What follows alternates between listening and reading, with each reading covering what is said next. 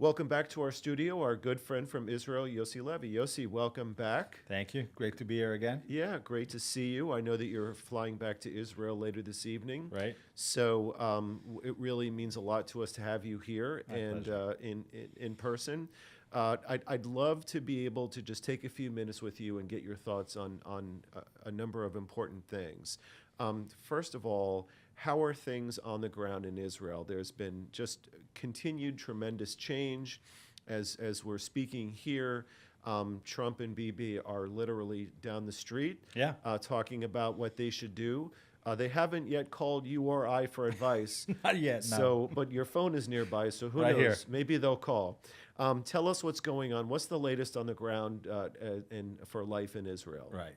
So I think I'll start with the optimistic and the good news. The most phenomenal news is that all our hostages return, dead or alive. This is a situation that Israel has not been in for almost a decade.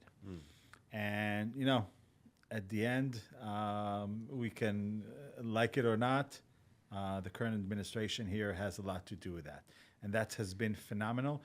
This is really uplifting for the average Israeli to have this sense of knowledge that everybody returned home. So this is top one. The second thing is that it kicked off a statewide, nationwide rehabilitation process, which is going to be long. There's going to be complexions to that. There's going to be a lot of probably elections soon. So it's surfacing some of the post October 7th inter-country arguments, discussions, disagreements. It's surfacing those again. But on the other hand, it's a time for healing and doing the right thing for the state of Israel. Now that's from a high level. From the ground, things look different. Things look different from the sense of presence that the army has in our region. I can share with you a funny story. 2 weeks ago, my wife and I took a day off. We drove up to the Golan Heights. We went to this winery. We sit, we have wine. We go out to a place to have lunch. And I'm literally leaving one of the kibbutzim up north. And I see this hitchhiker, and he's a soldier. And it's very foggy outside, and it's cold. And I stop the car next to him, tell him, come in. And he's like, where do you need to go? He's like, listen, can you drop me at this and that junction? My convoy is waiting for us to go into Syria. Oh, wow. And this is, to hear that in 2026, this Yeah. is crazy. Yeah, we're going to go to Syria We're today. going to go to Syria. We serve in Syria. We're based there now. You're right. It's crazy, but that's the outreach of the Israeli army Wow. after everything that happened in the last 2 years. For us specifically on the northern border, well, yes, nothing happens, but every day something happens. Yeah. Israel has changed her level of aggressiveness and responsiveness and deterrence in the northern border in a way that every minor little hint of active terrorism, Hezbollah or other organization, somebody just raises his head, get on a motorcycle, Yeah. have some indication of something which is of a terrorist nature, is being eliminated. Yeah. So we live under the constant daily, okay, it's like you have weather storm alerts. Today between 3 to 5 p.m., there's going to be bombing in the region. Okay, that became our life. That's become our kids' sort of Yeah. nature of life. Same in the Gaza envelope. Yeah. If I'm cutting down south real quick, similar. People are starting to move back in. There is massive rehabilitation in some of the kibbutzim and the moshavim that were severely damaged post October 7th. Population is starting to go back. There is a need for a lot more to be done from a military perspective. With that being said, since the whole uplift of the people of Iran, there is a sense. It's not just a sense. It's actually something that is. We are like on the verge of waiting for this escalation. to come. We're waiting for this initiative attack in Iran again. Yeah. We need this second or third cycle right now. We will be. Yeah. And obviously, we are not the one initiating that. Here we have the U.S. in the forefront of that. But that's a weight on Israel as a state. Well, let's talk a little bit more about Iran since we're on that topic. Obviously, there's a crack in your crystal ball, and you are not exactly going to be able to predict the future perfectly. Right. But what is your best guess? The crackdown on the Iranian people was extremely brutal. The president has committed not only his reputation and his word, but major military assets Yes. that are there right now, in very close coordination with, among other nations, of course, Israel. Something can change tonight, but Right. what do you expect to happen? I think this is not the question. I think the question is what will be defined as the targeted achievement for the U.S. administration with having that presence of force in the region. If it's to take the regime down, you can't do that by throwing bombs from airplanes. We all can agree to that. You'll need to have boots on the ground, forces on the ground to literally take the control off of them and put it into some other individual entity hands. Do I see now America and the United States going into the, let's call it the Iranian mud slide and spending 2 years there and billions of the taxpayers' money? I doubt it. But, it's like a wolf-wolf situation. They have all this presence. You can scream wolf, wolf, wolf. Eventually, if the wolf will not come, then it also gives a kind of I won't say a weakness, but you can interpret it in a way that does not necessarily express force. Yeah. Is all this force there just to bend the head of them during their talks? Maybe it's a very expensive bend-handing in order not to deploy it to some extent. I believe that the state of Israel will urge for initiate act of force. It's needed. It affects our life. Yeah. We understand now better the outcomes of a potential strike against us by Iran. We experienced that. It's lethal. Yeah. It's no joke. But I think that Israel as a nation is willing to take that, take that chance for a better tomorrow. Yeah. Also for the Iranian people. Sure. And I told you, I think in one of our previous podcasts, it wasn't that long ago that Israel and Iran had business trade and were in very good connections that benefited both countries. Right. It was in the 1970s. It's not a long time ago. Yeah. We should definitely aim to return to that situation if possible.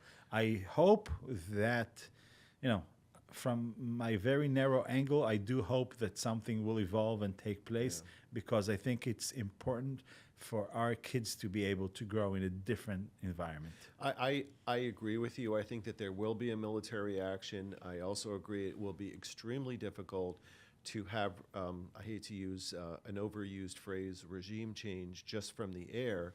But then again, during the 12-day war, when Israel owned the skies, if it kept going, it would be interesting to see what had happened next. True. And our government, including an official, Scott Bessent, said that they're seeing a lot of money being thrown out of Iran into other countries, indicating that the rats may be leaving the ship. So we'll see.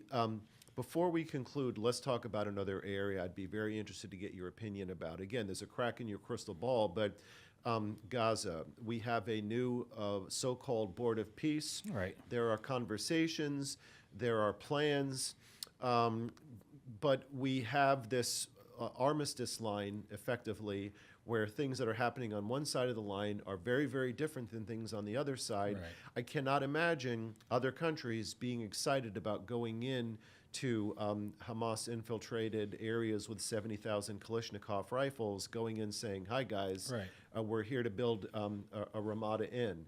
What do you see happening in that region over the coming months?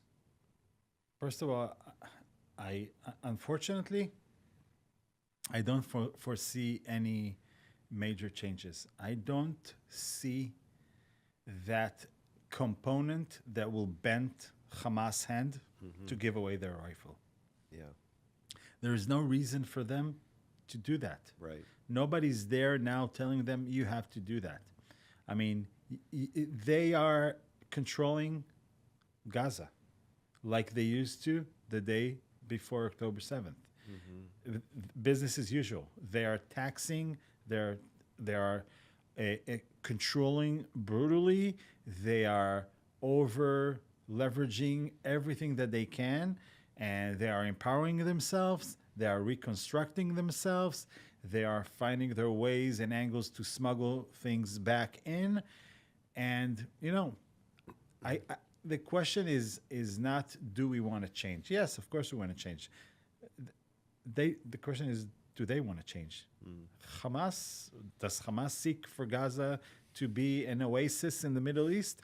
I'm not sure. I'm not sure it fits their agenda. Right. So I don't see reason for them to be so engaging with this idea. Yeah. Now, does the U.S. do a lot of movements towards that? Yes. But still, we've been more than a good couple of months past the ceasefire. There are daily, within the yellow line, there are daily attempt of attack on Israeli forces. Why it should be different if it will be, I don't know, Philippine forces or anything of that nature? Right. Does America... Or UN forces. Or UN forces. Which is a joke. Yeah. For sure not Palestinian authorities. They will slaughter them once they just walk in. Right. So, I don't see a reason for them to want to create a change. Now, some Israelis will argue maybe there is a population there of people who do seek change. Yes. Are they miserable? Yes. Have they, in a way, contribute to be in this situation? Maybe. Again, the U.S. has very good intentions, but currently it stops on the border of Gaza. Yeah. I look at it in the same perspective. I think that what you will start out with in Gaza on different sides of the yellow line will be looking a little bit like an East Germany, West Germany situation, where there will be some construction that will indeed be going on. I believe that it probably has already begun. But Hamas is a death cult, and there are other countries in the region, such as Turkey and Qatar, that have no credibility in terms of trying to change that. So, but hopefully smaller steps will prevail. One final question for you. Let's talk about your business and the Israeli economy. The Israeli shekel is very, very strong. I was in Israel a couple of weeks ago. You were very kind to let me come to your house, beautiful house. I even played with your dog, Peanut. Peanut right? button. Yeah, we were able to play a little catch with the tennis ball. Beautiful. You have the best honey on the planet. Thank you. That's made there, and you were very kind to let me bring home a jar. Talk about your business. Talk about the Israeli economy. When I was there, it was amazing, the energy and the economy. Everything is just booming. Just tell us a little bit about that. So yeah, that's kind of the misunderstanding for somebody who flies into Israel and lands in Tel Aviv, and he sees this vibrant city. Restaurants are full. People are all over the street. Yeah. The beaches are full. It's like, It's beautiful. wait, was there a war in this country for the past 2 years? Right. And that's kind of create an illusion of what Israel is like.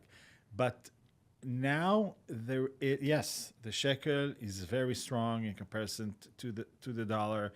There are investment coming to Israel. People are starting to kind of, have put Israel on their map for investment from a corporate business perspective and from a government perspective.